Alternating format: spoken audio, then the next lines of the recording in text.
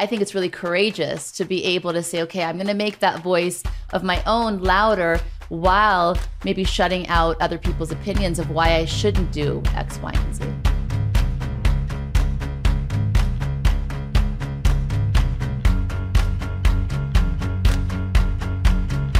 Hello and welcome to Spiritually Hungry. Today I'd like to welcome my friend, the amazing Lisa Bilyeu. Super excited to have you on our podcast. We've done things on your platform, Women of Impact, live Instagrams together. I think you are the best. You're just a force of positivity and kindness. And you are one of the rare people that I've met, especially as a woman, that is constantly cheerleading for everybody else to find their happiness and their purpose. So we are super excited to talk to you today. I'm so honored to be on, girl. Obviously, yeah, like you said, we've got such a history, and then getting to meet your wonderful husband. I'm so excited for today. Me too. So there's a lot I want to unpack. Guys, check out Lisa's book, Radical Confidence. I keep wanting to say kindness because I use that phrase a lot, radical kindness. So if I do that, that is why. Before we ask you any questions, I wanted to read part of your introduction. Lisa has a very colorful vocabulary. So when I read, I'm going to read her words. They are her words, not mine.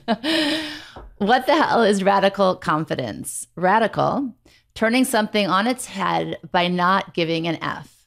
Confidence, the ability to believe in yourself even when you have insecurities, are vulnerable, or feel like total shit. And a tool that can be strengthened, developed, or when necessary, faked. So you start out the book saying, if anyone had ever sat me down and told me you'd spend 8 years of your life as a housewife, it won't be that bad. You'll just lose your confidence, lose yourself, and squash all your hopes and dreams. I would have run screaming from the room, leaving a Lisa-shaped hole in the wall. So, and then you go on, and I just want to stop there before I read some more. So you were 22 when you became a stay-at-home wife. And you imagined having 4 kids, finding fulfillment with that life, which for the record is beautiful, but it didn't seem to be the right path for you. And you also wrote about how you didn't hit rock bottom ever or have like an aha moment. So what kind of made you switch gears? Yeah, I think it becomes over time. You know, when people say like, I blinked and, so-and-so happened, or I blinked and I don't know my husband anymore. And the truth is you never just blink. It's things that happen slowly over time that you end up choosing to ignore. And that ends up being the point where, because I didn't hit rock bottom, I just kept going. I didn't have that like, oh my God, I've got to change my life. What am I going to do? And so I call it purgatory of the mundane. Life just is mundane enough. People ask you, how are you? You say, I'm fine. What's going on? I'm okay. And it's that fine and okay that ends up keeping you stuck, that ends up you not questioning your life, that then leads you to a point where you just say, I don't know what's happened to my life. I've blinked and 8 years have gone by. And so how do you get out of that? I think it goes back to, if it took you 8 years to get into it, slowly, bit by bit, it has to be that way on the reverse, especially if you haven't had that rock bottom moment. And so that comes that questioning, that little voice in your head that starts whispering to you, that's like, I actually like this? Do I actually want to do this? And that little voice I ignored. So what you need to do is actually start to listen to her or him. You need to just start to listen to that voice in your head. Allow it to actually speak. Because once it starts to speak, you can start to ask it questions like, am I happy? Okay, what does happiness look like to you? Instead of getting into this perpetual motion of, I should be a good Greek wife. That's what my dad told me. I should be a mother. I should fill in the blank. Once you go, what would my life look like if I didn't use the word should or shouldn't? What does my life look like if I question my beliefs of why I'm doing something? So it starts to unravel the true authenticness in yourself to actually speak. And that's really the key, is who is hiding inside? Who are you not allowing to speak? And how do you give that person a megaphone so they can actually start to voice the unhappiness? And then one other thing that so many of us do is, I'll do fill in the blank when X, Y, and Z happens. So usually it's, I'll do that when I get the confidence, when I retire, when I have enough money. So we end up putting our life on hold until the when.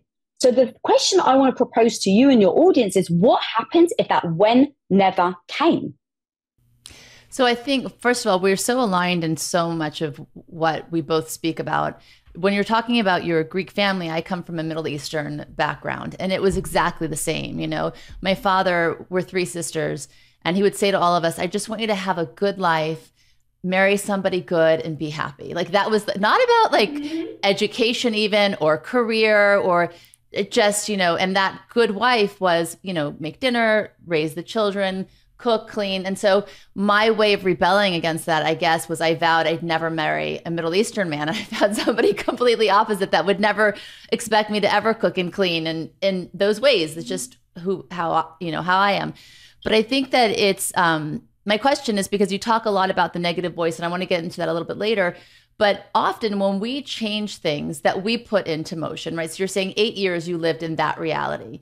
I'm sure a lot of people were very comfortable with that, right? Well, when Lisa's going to change now, that something that everybody else has gotten used to, did you find opposition and pushback either from your parents or siblings or your husband? How did that, because often, and you call it radical confidence, I think it's really courageous to be able to say, okay, I'm going to make that voice of my own louder while maybe shutting out other people's opinions of why I shouldn't do X, Y, and Z. Did you find that? You're always 1,000%. And look, you're always going to find pushback. And you actually used a very powerful word, which is comfort, right? And what we do is we misunderstand comfort for happiness. And it's comfortable. It would have been more comfortable for me to be in a position. And when I say stay-at-home wife, by the way, I just want to give context because we're going to probably talk about this a lot. I use that as like my reality. But what I really mean to anyone listening is living a life that you don't want. So I very much applaud women that have babies. Like, we need to procreate. We need the world to continue. So it was one of the hardest jobs I ever did. But it was comfortable being in a position where I didn't have to go against the grain. I didn't have to have the opposition. I didn't have to tell my dad that, I didn't want to be a wife, or not a wife, but I didn't want to take care of my husband, because my dad had the idea that if he had a daughter, for her to be happy, it meant she had a husband and kids. So there was absolutely going to be opposition. So I want to make sure. So I recognize I actually was more comfortable as the stay-at-home wife. I got uncomfortable when I started to chase what Lisa actually wanted. And so that's the thing I just want to urge people. You're not going to find it comfortable. It's going to be difficult. But let me tell you, if you keep going, the reward will be there. And the reward is the pursuit of happiness. The reward isn't happiness, because it's never guaranteed, like success. So I go to the pursuit of happiness, to me, is more fulfilling than the comfort of doing something that doesn't fill me up. Okay, so that's the foundation. Once you recognize you're living a life that isn't your life that you've ever wanted, that you ever dreamt of, how do you make that change? Number one, you have to embrace not everybody is going to be happy about it. But the question is, are you living your life for you or for them? And I hate to say this, but I'm just a realist. When I listen to my dad, a very traditional Greek Orthodox man that says, if you don't have children, you're not going to be happy. If you marry this American man, it will never succeed. I truly understand that he really believes that, based on his culture, his background, growing up in a tiny village in the mountains of Cyprus where he never saw a woman ever get an education. His belief system is that. But that's his belief system. That isn't mine. Now, unfortunately, children do adopt their parents' belief systems. And when I say unfortunate, I actually understand it's a protective mechanism. But when you become an adult, I think it's important to question, do you still believe it? Okay, once you've done that work, you're going to realize that the people around you are giving you their advice based on their perspective, and now you have to live yours. But how do you then make that change? Because it is difficult. You're going to get pushback. You're going to get judgment. You're going to get people that want to make your dreams, they want to diminish your dreams. And so the question is, do you believe in your goal and your dreams enough to push past it? Number one. Number two, you absolutely can do things respectfully. So with my husband, for instance, I had spent 8 years cooking and cleaning, taking care of every single thing in the house. I'm talking about, he woke up in the morning, his gym clothes were right next to him. He put on his gym clothes, he gets in the car, he drives to the gym. He comes back from the gym. The shower's nice and warm. His work clothes are next to him. He jumps in the shower. He gets changed. He goes to work. I hand him his lunch. He doesn't have to think about anything, right? That's the time I poured myself into being, if I was going to do it, I was going to be the best in the world. Of course, it made me profoundly unhappy. But when I started to realize I'm unhappy, once I started to realize I'm never going to have the confidence to tell my husband, so I have to build the confidence to do it, but I have to tell him. Then it became, how do I tell him? Number one is have the grace that they're going to have an opinion. Number two, understand that just because I've decided that I'm going to change, it doesn't mean that he's going to jump on board immediately. So just like any change, just like grief, there's going to be a transition period.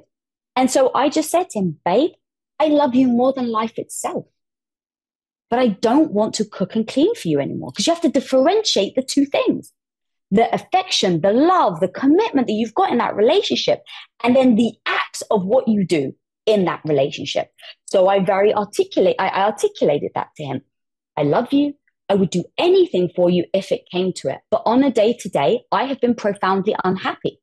And this isn't your fault. This is me who never spoke up. I never said a word. I never told you this wasn't fulfilling. But now I am. So what I'm doing is... No, but I have to say, like, kudos and props to your husband, because I work with a lot of couples and there's usually a tug of war in that conversation. Like, I've been on that in sessions where the woman is saying exactly that. This doesn't make me happy and doesn't make me fulfilled.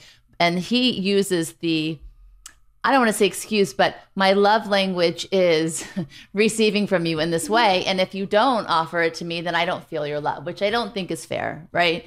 So I think that maybe your relationship had a strong foundation as well for it to be able to shift and mold to this big change. Yes, 1,000%. But even to that, like, I don't always think about love language as being fair or non-fair. I just go, okay, if his love language is me taking care of him, which he actually said this to me last year, so I can actually take you through these steps if you want, of like how that then came up and how we addressed it. But I think it becomes that, how do you actually handle that original discussion? I asked my husband for help. I think that I can only speak for my husband, he wants to feel needed and he wants to feel appreciated. And so when I said, babe, I can't do this without you. I really need your help. I'm unhappy and I would love for us to do this as a partnership, for me to seek happiness and you be that support system. Now, what does that look like? For me, that looks like, I don't want to cook and clean for you, but I understand that for the last 8 years I have. And so I want to give you the grace to think of it as a transition period. And so what do you need from me to support you in helping me through this transition? And so now he feels heard, he feels seen. And so I said, all right, look, how about, he said, well, how do we like wean me, quote unquote, off it just like any other addiction? And so I said, okay, what if I cook and clean for you this week 7 days a week? And then next week I'll do it 6 days a week. And then the week after that, I'll do it 5 days a week. And so what I'll do is I'll help you wean off relying on me to cook and clean. That was number one. So he loved the fact that I was addressing the fact that it's not like you're going to have to deal with it. No. Again, I said, we're a team. We have to do this as a partnership. So that was number one. Then number two is like, okay, so what happens? Like, actually create a plan like you do business. What happens if you run out of underwear? Because I said I wasn't really going to cook and clean. So we came up with plans of what we were going to do if I got so busy I didn't have the time to clean, to do the laundry. Because I was like, babe, I just want to do the laundry like once a month. And so one day I actually missed my once a month laundry and he didn't have clean underwear. But because I've set it all up that we're in this together, he turns around and he yells from the other room. He's like, babe, I don't have clean underwear. And I'm like, oh God, like I'm worried, right? In that moment, I'm like, oh God, I haven't fulfilled my duty. Is he going to be upset? And he's like, so I guess I'm going to work. Come on though, bye. And he literally goes to work without underwear. Now, in that moment, you know how good he felt about himself that he was supporting his wife? Because he even said, what kind of husband would I be if I put clean underwear ahead of my wife's happiness? Now, that's not to say that there wasn't issues. So bring you back to that was like over 10 years ago. Last year, He turns to me because we have radical transparency in our relationship. And it's always, you need to receive that person with open arms, because your assumption is they're telling you because they want to fix the problem, not that they're telling you so that you can be put on your place, right? So whenever we go to each other with problems, we always try to receive it. So he comes to me, we both interview the same guest, and it's this relationship psychologist. And because we both read her book, there was this one part about nurturing. And he turned to me and he's like, babe, I need to be honest with you. I understand. I support you. I support that you want to be this badass in entrepreneurship, and I really am there for you. But I got to be honest, I actually really miss you nurturing me. And so I said, okay, babe, what does that look like? And he says, if I like the idea that you preempt my needs. And I said, because he goes, that means you've thought about with me without me having to say it. And so I just keep going. What does that mean? And he's like, well, food. Food is a thing that you used to always do. I understand why you don't. But to be honest now, because you change, right? If you're going to be in a relationship forever, your needs and your wants are going to change. So he says, I've changed. And I really do feel like I kind of want you to preempt thinking about me food-wise. And I said, okay, let's go even deeper. Do I have to cook for you, or can I order Postmates? And he's like, no, just order Postmates. And I was like, do I have to plate it for you, or can I literally have Postmates deliver it, text you, and you go and get it? He's like, well, if you actually don't mind getting it from the front door and putting it in this spot. Now, when I go to the spot, it fills my heart up to know when I see it, it triggers my wife thought about me. I was like, great. So now we've come up with this structure that now I can provide him because of his needs, like because of his love language, right? I find ways in order for me to show up because he's vocalized his love language, but in a way that doesn't demean me, doesn't demean my wants, my dreams, and how I want to show up in the world. Now, look, I want to caveat all of that by saying, if you're the type of person that's important to you, I've always wanted children, let's say, and your wife, I changed the rule books. I told my husband I wanted 4 children, and then I ended up saying I didn't want any. If that's a non-negotiable for you, you need to know that, and you need to say that's important. It's a non-negotiable. And if my husband, if that was a non-negotiable for him, I think we would have separated. Really? And so because I don't think you should ever demean or diminish what's important to you and what your non-negotiables are. Now, when I got married, he never said the non-negotiable was children.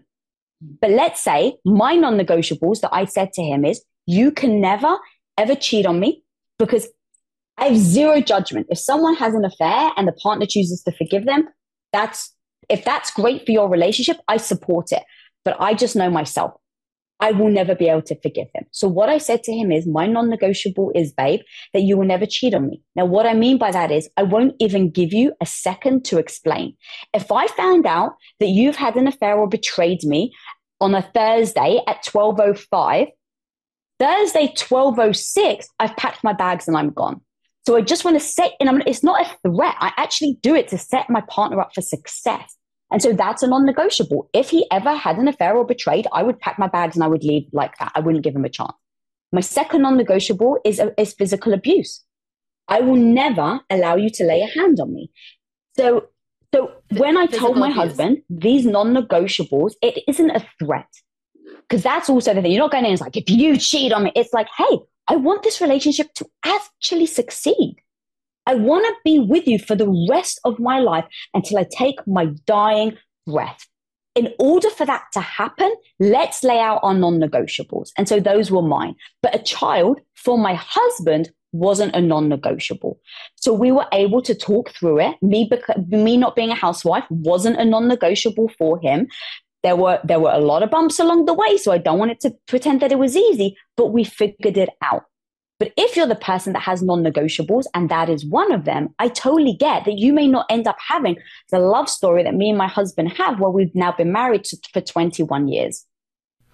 No, it's an interesting thing because non-negotiables, I call myself a change junkie. I have change written on my neck, and you talk a lot about change also.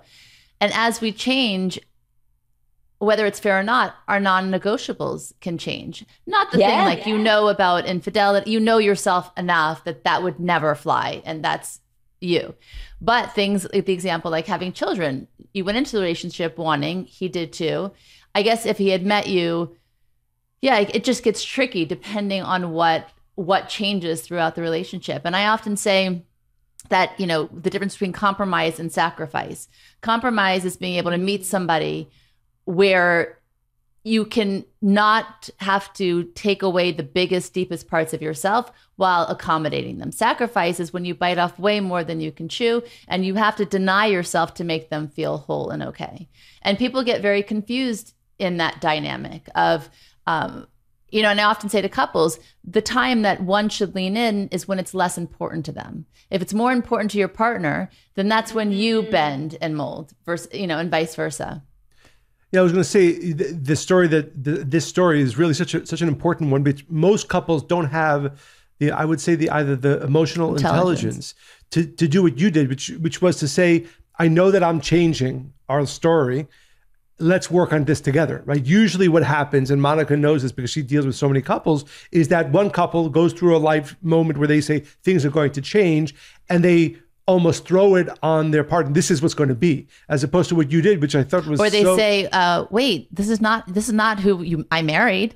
What do you mean? This is not what we said." Assuming that change is not going to happen. Change is the only constant, and we deny that when our ego and our feathers get ruffled. And I think it's so important for our listeners that to understand, to really try to adapt that when you're having one of those changes, to go into it with partnership. Not, this is the decision I've made. You know, you'll have to, you know, mold to it. Which, for me, I wanted to know, when did you and your husband begin developing this true, you know, you call it radical confidence. Radical truth, not honesty. Honesty, well, you can't, yeah. And that real emotional knowledge of each other. Was it at the beginning? Did your relationship friendship start? Really, you know? Did your relationship start like that? To develop over time? Was there a moment? It's just not common, right? It's not common. Yeah, so it's interesting that you even said like emotional intelligence. Is that's I think a skill set that we've actually been refining over our last 23 years of being together and 21 years of our marriage. And so really, I think it started with the fact that you said this, the only constants is the change. And so when people ask me like, what's the one key to relationships? Like, I used to say communication, and actually I've realized that's not true. The key to a relationship is finding somebody that also has a growth mindset like you. That means that I embrace change. I want to change. I have a partner that embraces change and wants to change. And so by that, it means that you have to keep talking about your feelings. You have to keep talking about your non-negotiables or your negotiables or your boundaries, because no matter what, if you don't have a partner that wants to talk about that sort of thing, that wants to embrace change, if you're the one changing, you're just not going to be aligned. But if you both appreciate and respect the act of change, then no matter what problems you have, you can hopefully try to communicate through it. But you can imagine if I've got the growth mindset and I'm saying to my husband, let's come up with a plan of how we approach it, and he doesn't, and he's like, what are you talking about? I married a woman that said she was going to be a stay-at-home wife and she was going to have kids, and you made that promise, and so I'm holding you to that. He doesn't have a growth mindset. Now look, there's no right or wrong. There's no better or worse. There is just facts and whether it works for you. I cannot understand any relationship. I can't fathom any relationship succeeding if you don't have a growth mindset, because the second you hit a brick wall, the second you hit a road bump, you're not able to communicate with realness and honesty about what's happening. And then the last piece I'll just add, thank you for saying the emotional intelligence thing, but I literally, you know how I actually figured out how I was going to talk to my husband? Now it sounds like I knew what I was talking about. Back then, I had no idea. I literally sat down and said, how would I want him to talk to me through this? What language would I want him to give me? How would I want him to approach it? And it's like apologies, right? It's like everyone wants an apology when someone's done something wrong, but are you always the first person to put your hands up and apologize when you've done something wrong? It's like I always give the gift that I want.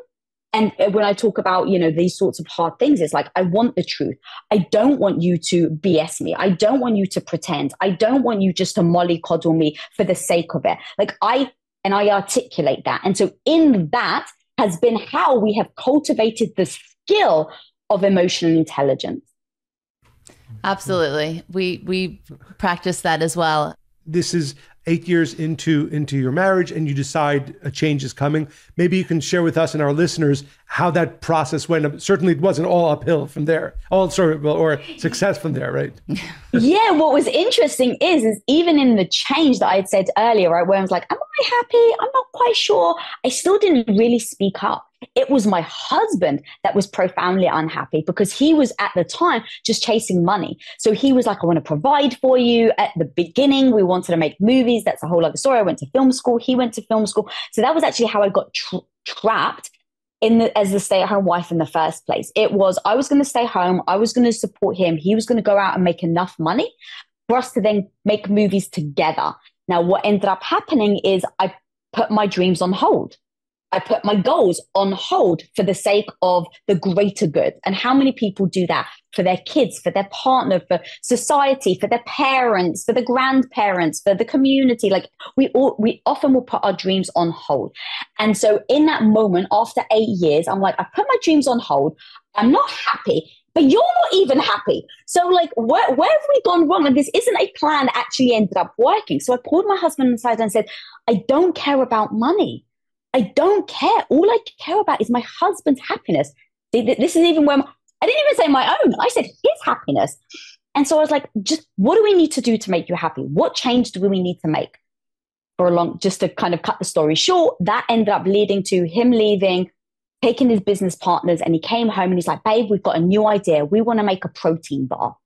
Now, I was hand making protein bars for him to take to work. The wives for his business partners were making protein bars to take for their husbands to work. So it was the one thing that we all wanted, but wasn't really available on the market. And so I was like, all right, sure, you want to do a protein bar? I support you. I'm the good Greek housewife, so of course I'll support you. What can I do to help? Now, what we didn't expect was that protein bar company was going to grow at 57,000%. So what that does is the wife that's helping my husband make bars with rolling pins and knives, and we're making about 2,000 bars, in like 8 hours of sweat, blood, and tears. And I'm shipping from my living room floor. That growth goes to me shipping my living room floor one day. A week later, I've got a bag around, on my back. That a week later or 2 weeks later, I've got a pallet. Like it's exponential growth.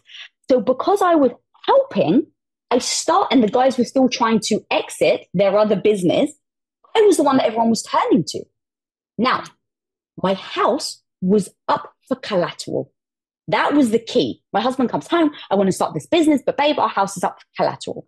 So every time as this company is growing, and I didn't know what I was doing, I was insecure, I didn't feel qualified, and I hit a roadblock, my insecure self would normally back off.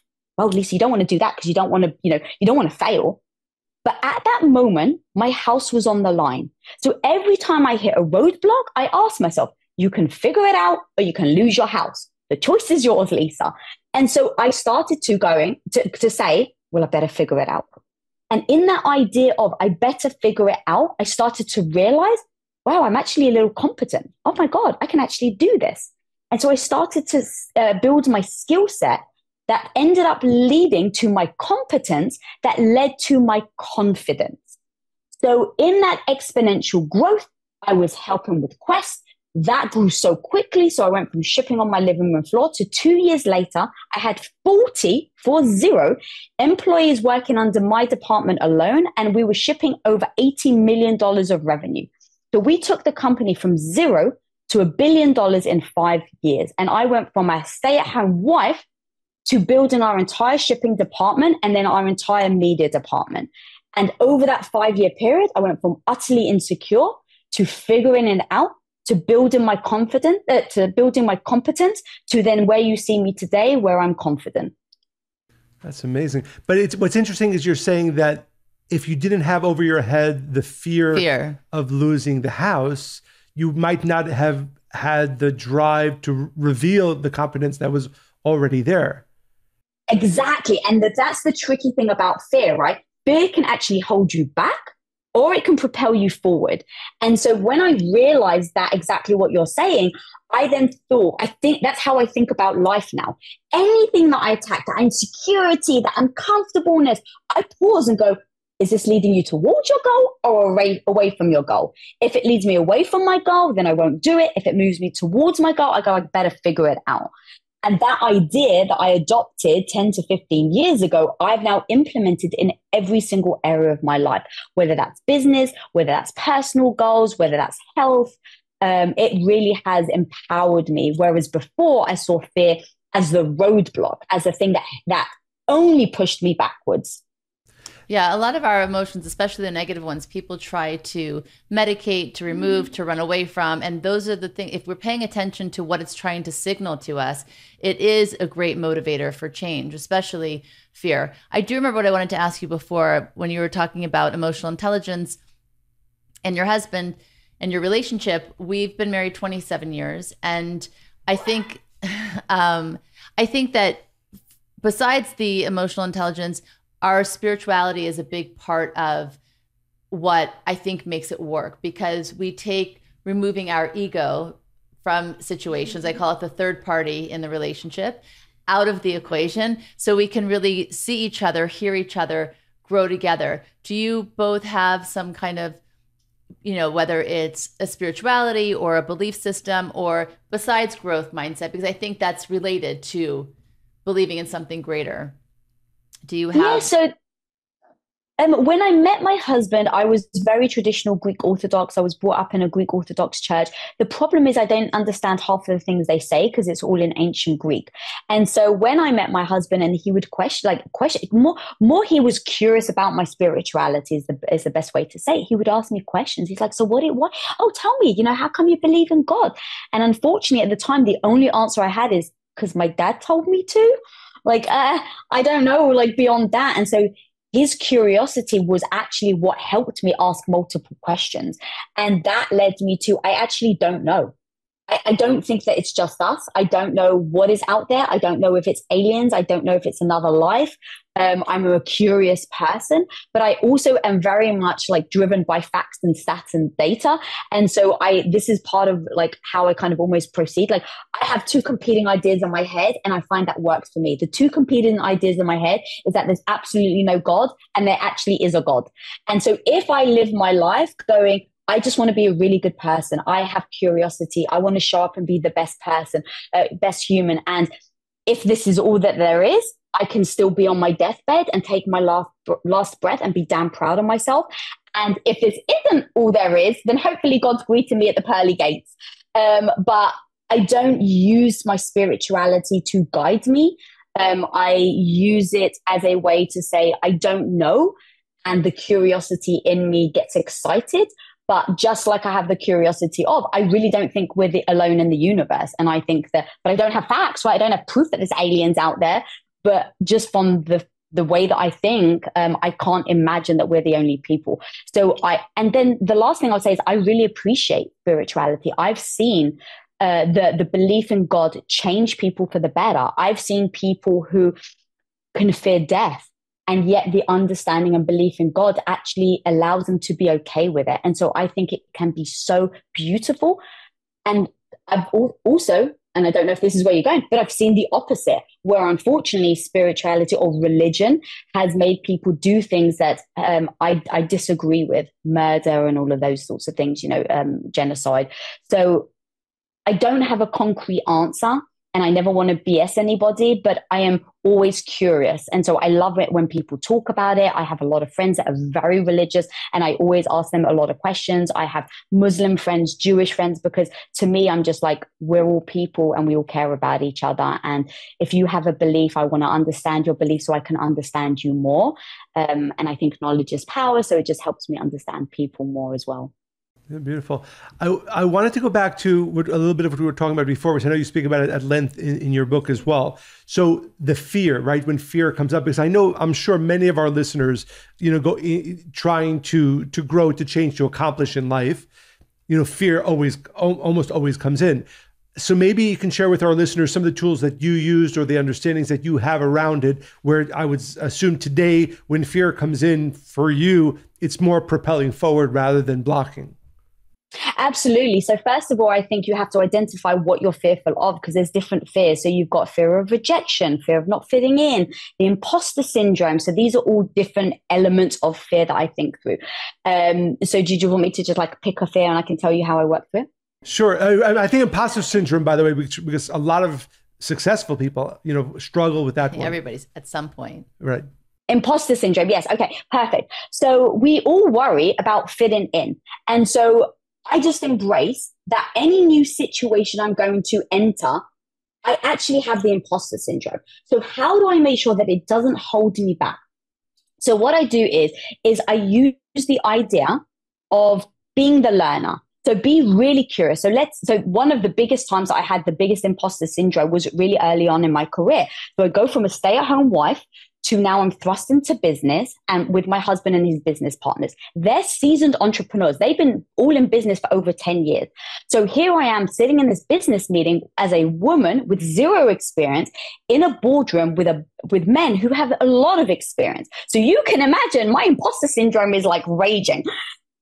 And that caused me to not speak up. That caused me to not question anything because I didn't want to be seen, because God forbid anybody saw that I was fearful.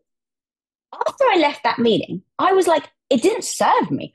I didn't learn anything because I didn't ask questions. I was so worried about looking silly and bad that I didn't participate. And so what was the purpose of me even being in that meeting? So I go, okay, this imposter syndrome doesn't serve me. So I'm always, does it serve me? Yes or no? If it does, then you use it. If it doesn't, then you don't. And so I'm like, how can I use this to serve me? So I was like, okay, what if I just keep asking questions? What if instead of going in there really fearful, what if I go in saying, I don't know what I'm doing, so I'm going to go in there and be the learner. So what can I learn? Right? So now even just that idea, that shifting of the way that you think, now imagine I go into the room, oh my God, I have no idea what I'm doing. I'm not seasoned. I have no idea. Or, oh my God, I'm going to learn. The idea of being the learner pivoted everything. I then walked into those meetings going, all right, I have no idea what I'm doing, but I'm going to sit here with my notepad and I'm going to write down everything that I learned. And if I don't know something, I'm going to, like in school, I'm going to put my hand up and ask. You know what I ended up doing? I started to get better. I started to refine my skill.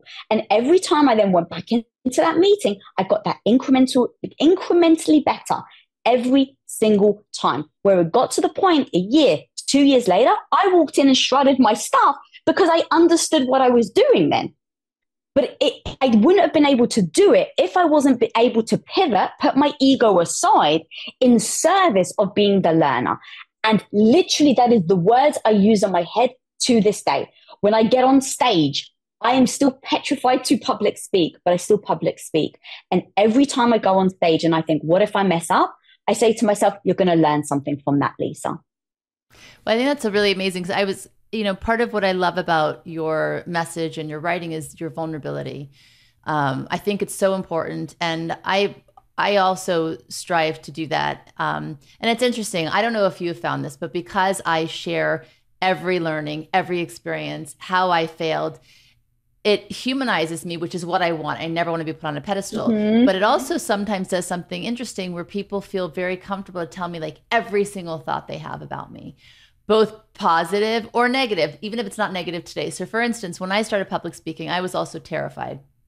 I mean, I don't think I ate or slept the week before I had to go the first time.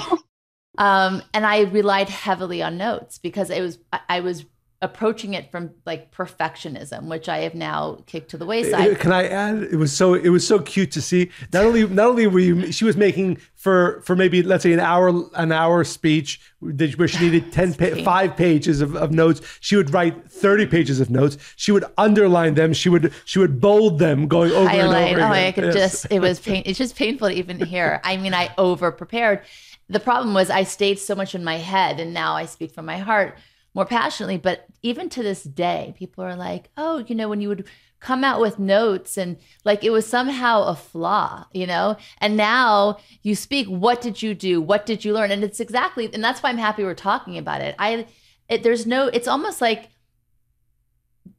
they don't mean to do it, but trying to shame me into like, oh, you know, look where you were at. How did you get, it's like shocking, right? So I think it's such a beautiful thing to be able to speak vulnerably. Remember I heard an interview once, what's the singer? He was, you know, he was on Howard Stern. I talk about him a lot.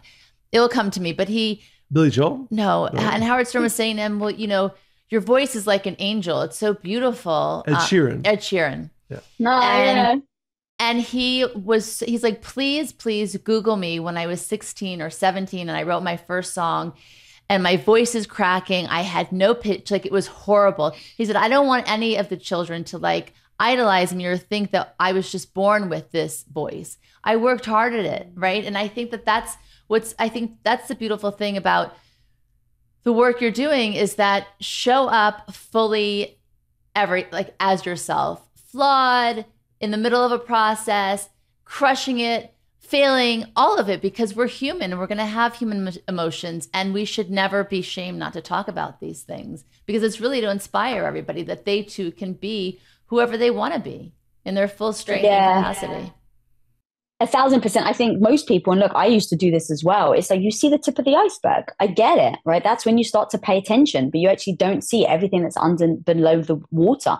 And so, you know, people always think that you were born like this. And that was actually what ended up leading me to write this book, because everybody was like, oh my God, Lisa, you're so confident. And I'm like, who are they talking to? Because it surely isn't me. Because if you heard all the negative voice, you know, the voice in my head, you wouldn't think I was confident. So that was where I was like, what is it that people are seeing where they perceive it to be confidence? And I was like, oh, they just see me keep moving forward. But it isn't confidence. I think confidence is the byproduct of taking action. It's the action piece that you got to start. And I've said this, you know, in a couple of times in this interview already, but it's like you have to take the action then builds the competence, and the competence leads to the confidence. The confidence is like the end goal. But what people see, including myself, is I thought I needed the confidence to get started. But it's just like the gym. If you think of it like a skill set, you don't walk into the gym and say, I want to curl just like Arnold Schwarzenegger. No, Arnie has spent the last 50 years understanding the body, understanding nutrition, practicing the way that he, tenses the muscle, understands how to isolate a muscle. So if you think of confidence like that, of course it's going to take time. Of course it's going to take consistency, nurturing, research, practicing. Can you tell us, there's a part in your book you talk about Lisa Nichols, your friend, and how she was giving a speech, and can you tell us about you were having a thought where you were like, wow, she's extraordinary. Why should I even try type of thing? I can never be that. And then she said something I thought really profound, and then you course corrected. Yeah, so I see Lisa Nichols, right? And she looks confident, she's bold, she's so inspiring. And so I'm sitting in the audience going, wow, she's so amazing. I could never do that. I could never be that, right? And so it's like I held her up to this pedestal. And as the voice in my head is saying, oh, you could never do that, Lisa, she's so amazing, you could never do that. She turns around just as a answer to a response to a question that my husband asked, because he was interviewing her. She turns around, she's like, don't ever make me extraordinary to let yourself off the hook. Don't make me extraordinary to let yourself off the hook. And I was like, wow. And once that hit me, I realized I was comparing my beginning to her end. She'd been practicing for over 10 years. She'd been cultivating that skill. She'd been working hard at that skill. That's like literally someone that's never picked up a weight before, looking at somebody like Arnold Schwarzenegger and saying, well, I could never get that body. Well, yeah, if you never pick up a weight, of course you're never going to get that body. You can't think your way to that body. So when she said that, I was like, oh, yeah, I'm saying I can't do it because I'm comparing myself to the fact that she showed up time and time and time again for 10 years. Well, of course I'm not better than her. And after I've done 10 years of the practice, you better believe I better be better than the person that's just getting started. And so I used that for so many years. Every time I would look at somebody else and admire them and then tell myself I couldn't do it.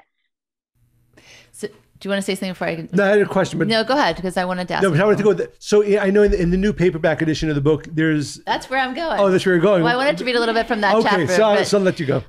So I'm going to curse a I little love bit. how aligned you guys are. We are. We often don't. We never actually share where we're going to go. We pick a topic, or we choose, somebody we want to interview, and then we don't say anything else. And it always does actually align. I love that.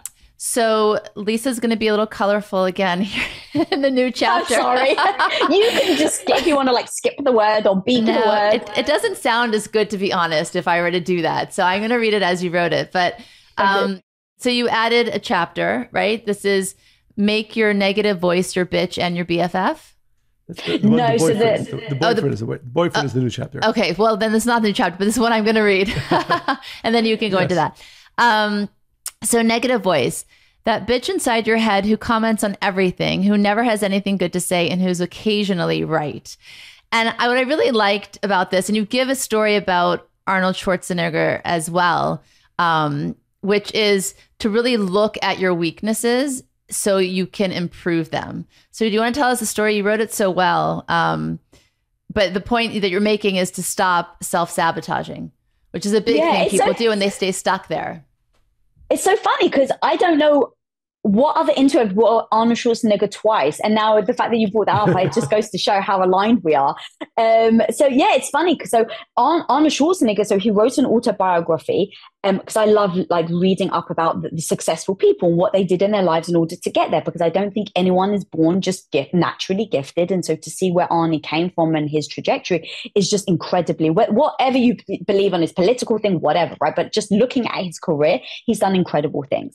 And so there's a story that he gives about his body where he had amazing pecs and amazing arms, and he got so many compliments from them, right? It's like every time he would walk around, all the bodybuilders would admire him, but he had these really skinny legs.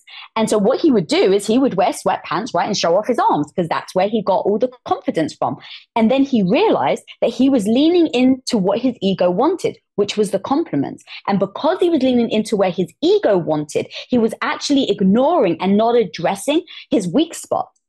And so what he did in order to force himself to address his weak spots is he put these sweaters on to hide his amazing arms and pecs. And he would walk around in shorts so that he wouldn't, to your point, the self-sabotage was hide your weaknesses and show up pretending that you're all that. But what he did is he ripped that away, and he's like, in order for me to become the best bodybuilder in the world, I need to make sure that I stare nakedly at my inadequacies.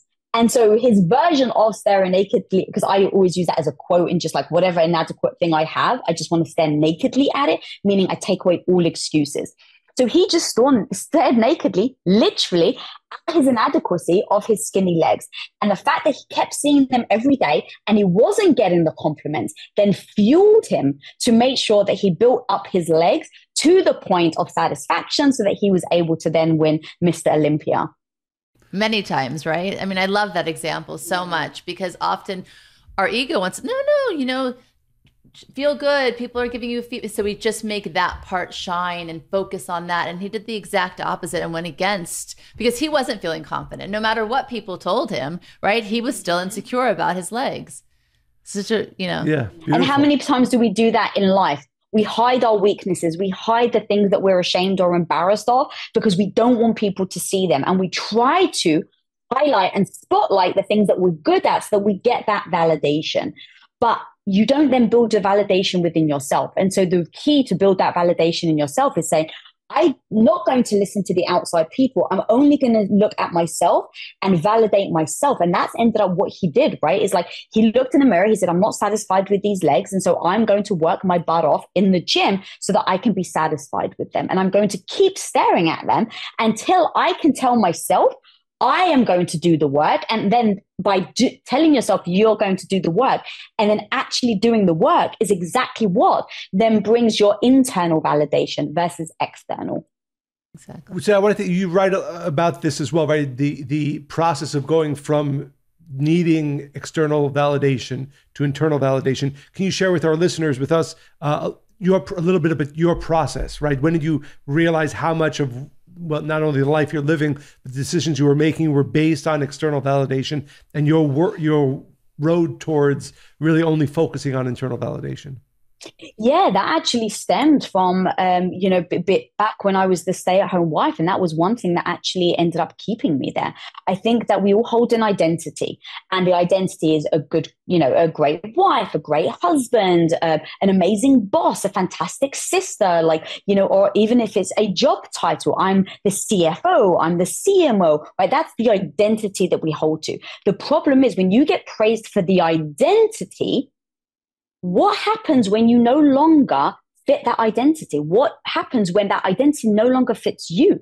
So I was getting the validation of being the great Greek wife, right? You even said earlier, Monica, your face when I was like, I cook and I clean and I broke it down. You're like, oh my God, you did all that. I was getting so many pats on the back and validation from my dad, from my mum, from my husband, because everyone was saying, you're the most amazing wife. So the identity, I so didn't have anywhere else that I was getting validation from. I wasn't validating myself. No one else was validating me because I didn't have an external, career or anything. And so where I was getting all of my validation was from my title of being a great wife. So what I realized is, I have to build the internal validation myself that isn't held to my identity so that I can always change what I want to do, how I want to show up, and I'm never trapping myself. And so what does that internal validation look like? It's to the individual, but to me, it was the small things. It was the things that I could rely on myself to do that didn't have to do with money, didn't have to do with anyone else being a part of it. And that was where I found the love of the gym. And so I went from, I wanted to do 50 push-ups and I couldn't even do 10. And this is years ago. I just said, okay, Lisa, either you do the push-ups today or you don't. That's not on anyone else's hands except yours. And so I got up and I did the push-ups. That's one little moment where I validate myself. I told myself I was going to do something. I made a promise to myself and I kept to it. And then, so that ended up building the building blocks that I needed to then validate myself in other areas. I didn't have the confidence to walk into that boardroom. I told myself, Lisa, all you need to do today is just walk in the door. You don't have to say anything. You don't have to voice your opinion. You don't have to ask any questions. But today, what you're going to do is you're going to walk through that door and you're going to sit in a chair. All right, I did it. The next day or 2 days later or a week later, you're going to say 2 words. And your words may be, thank you very much, or thank you, right? And because telling somebody just to do something, even when you're scared, doesn't actually help. I think if you've got profound anxiety, just saying, just do it, it actually just holds them back. So I think in these tiny, little, incremental steps that become these building blocks to the house that you're trying to build. Let's say that house right now is validation.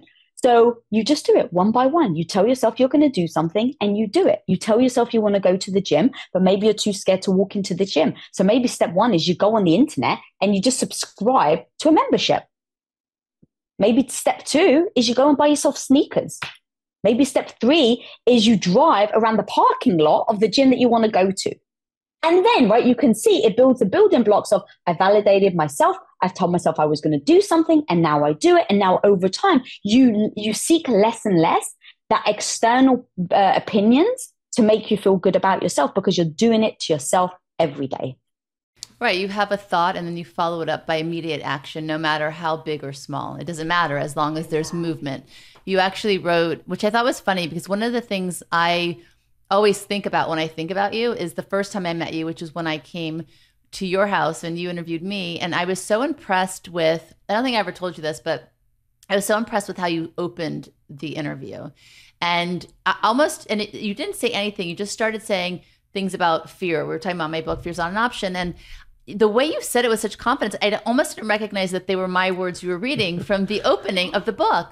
But then when I was reading your book, you said that after you talk about Arnold Schwarzenegger, and you looked within to find where you felt your weaknesses were. And you write that part of it was because you had a lot of fear about public speaking and starting this whole kind of path. And you say, well, I needed to create a better opening in the interviews, which is so funny because you nailed it. I mean, I never told you, but that was the thing that I always thought about when I walked out. I was like, wow, I'm really impressed. So just to your point, right? When you give thought and then you take an action and then it's just chipping away slowly, slowly. And the next thing you know, you are fundamentally living a different life and becoming the you that you were always meant to be. Yeah. Yes. So I know. So if we can go into the new chapter in the paperback is about, I believe, your first boyfriend. So maybe you can. It's interesting. Recently, we spoke to Dr. Ramani, who I think you know as well. Oh yeah, she's a great friend. I love her. So as I was reading the chapter, I started thinking about her. So maybe you can share with our listeners a little bit of your story and really, I guess, the lessons you learned from it. Yeah, absolutely. For me, really helping women became my purpose and my calling and my mission. And so that was partly why I wrote the book, because women would think that I was naturally confident. And I was like, I wish that I had this book as my toolkit and my blueprint when I was younger. And when my publisher approached me and said, hey, we want to re-release this on paperback, is there anything that you feel like you should have included? And what I realized was, in all the work that I've been doing with women over the last 5 years, it really is that the thing that knocks women down the most, it's not losing a job. It unfortunately isn't, a career or a house or anything like that. It really is a toxic relationship. Because going back to almost where we started, right, where it's like you never just blink, the toxicity doesn't just happen overnight. And what it does is it slowly erodes your confidence, especially if, like I said, a toxic relationship, obviously not a healthy one, but a relationship in general. And if it's a great one, it can lift you up, right? It can really elevate you. It can put even more fire under your butt. But a toxic relationship can actually be like an anchor around your ankle that pulls you deep, deep into the ocean. And so when you think about that from a confidence standpoint, when you think about that of how that impacts people and how they show up, it erodes your confidence bit by bit. And so it becomes that point where you blink and 5 years later, you don't recognize who you are and you don't even know how you can get back to it. And so I very much thought I need to include the toxic relationship I had before my wonderful husband, because what if I didn't break out of that? What if I was still there? What would have happened to my life? Not just from a career standpoint, but from a confidence standpoint. I would not be the person you see today. And it was a missed thing that I didn't quite pinpoint. And so I was like, I really need to be transparent about my ex-boyfriend, about how verbally manipulative he was to me, and how many things that I didn't do, I didn't recognize. I stayed in that relationship. I allowed certain things to happen. And eventually I got myself out of that. And what would have happened if I didn't? How many people live in that? Whether they're young or whether they've spent 50 years in a relationship where they don't know how to get out. That's the reason why I wrote that chapter, because I've never seen anything ding a person's confidence than a bad relationship. Absolutely. How did you find, I'm going to use the word courage again, to leave that relationship? Yeah, that was just over time. So I was in that relationship for almost 4 years. It was very turbulent. I was 16 years old, so I didn't have any maturity to handle it whatsoever. And so the first couple of years, it was like, I just thought that's what love was. I just thought that's what a relationship was. And, I opened that chapter with, no one's ever going to love you as much as I do. And that is what kept me there. I didn't believe in myself. I actually believed him. And so when he would say that, I thought, oh, maybe he's right. And so that this must be love. The jealousy, the obsessive jealousy must be love. He wouldn't get this upset. He wouldn't come and stalk me. He wouldn't come and X, Y, and Z if he didn't love me. So I guess this is love. And so I believed that was love. Over time, in order for me to survive metaphorically, because I want to make sure that I'm very aware that there are people in toxic relationships that comes very physical and that becomes life-threatening. I'm not talking about that type of abuse. So I just want to make sure that I'm very clear there. But with me, it was verbal abuse. It was keeping me where I was. And over time, the only way I could emotionally survive was to be toxic back. And that's one thing that we also don't talk about. I started to change. I started to give as good as I got because I was like, this is the only way I can survive. So I was yelling at him. I was screaming at him. I became jealous. And over time, I didn't like the person I was. And that started to really weigh on me. It's like, why am I like this? Why am I accepting this? And the big end up pivot became I went to university. And so I got out of that consistent habitual motions that we got into. I went to university, we still stayed together, but I started to see examples of what a healthy relationship looked like. I started to see examples of what it felt like for others to admire you and be kind to you. Because I didn't have that. I was bullied as a young kid. I was teased for my looks. He was my first boyfriend. So of course, he was the one that I felt my validation from. But going to university, so I think it becomes proof of concept, right? Like, is your belief actually real? I believed that was what love was. But is that actually true? So once I started to widen the blinders, I started to think, maybe there is another life out there. Then I started to build my confidence. I started to go out more. I started to set boundaries more. I started to put my hand up and ask questions and not be afraid to look stupid. And so I started to build my competence and my confidence in other areas that then allowed me to start to look at my relationship for exactly what it was. And that was when I ended up making the big change. And after multiple times of him using that manipulative language where it's like, no one's ever going to love you, I ended up going, well, if this is what love looks like, I hope no one ever loves me like that again. Bravo. Do you know whatever happened to him? I knew you were going to ask that question. Well, what's funny is on a week before I got married, so it's like I come from a very small town in London where it's like everyone knows each other, uncles and aunties and friends of friends of friends, everyone knows each other. And so a week before my wedding, he calls me. So I'm like, this isn't by accident, right? He knows my cousin. My cousin knows I'm getting married because my cousin's invited to it. So I'm like, this isn't by accident. So I was just very calm. And I was like, please don't ever call me again. I'm getting married. I don't want anything to do with you. I was very polite because there was no point in me being rude back. And I hung up. The night before my wedding, a brick gets thrown in my car window, but my stereo doesn't go missing. Wow. So in that, I only assume it's him. I had zero proof. But what was interesting enough is I went from that girl that was screaming and crying and arguing with him and never wanted to let him go to flash forward. I built my confidence. I recognize what love is. I find someone that deserves me and, that I deserve. And then when I had that brick through my car window, I just laughed. He's so petty and insecure and ridiculous that he wants to spite me by trying to ruin my wedding. I'm just excited that I'm marrying the love of my life. And so that was the biggest highlight to how much I had grown, because I was able to not even emotionally care about the fact that he threw a brick through my car window. And my poor mum, by the way, stayed up to like 3 a.m. for the window people to come and replace the window. I mean, it was a whole thing, which ended up becoming one of the funny stories of my wedding. So I just, but that's as far as I know of what happened to him. That's very funny. I love that. Thank you so much for joining us. I think our listeners will find a tremendous amount of wisdom from your book, and I strongly recommend all of us to read it, especially in the new paperback edition. Is it out already?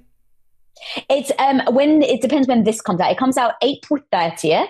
Okay, so we'll wait. So yes. So get your copy. Yes. That's amazing. Go out and so get your copy. And if anyone's listening, then I actually have some bonuses as well. So if they go over great. to radicalconfidence.com, I've got some bonuses where me and my husband actually do an exclusive coaching class for an hour where we talk about the keys to our relationship.